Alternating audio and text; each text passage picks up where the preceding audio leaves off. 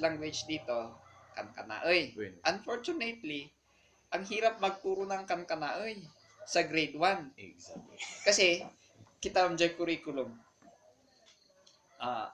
Kunin natin yung ng 3 idiots. A for first language yung Ilocano eh. So parang dinadagdagan mo yung foreign language. So kung puti ko nung kung kulang tatay nga nuhan mo nga maisuruti nya nga kulang tatay narigat nga isuruti kan kanai niya. Tapos no awan ijay kan kanai language. Kalimbawa na kita colors i Ilocano ko nada. Adi it beats the purpose nga pa.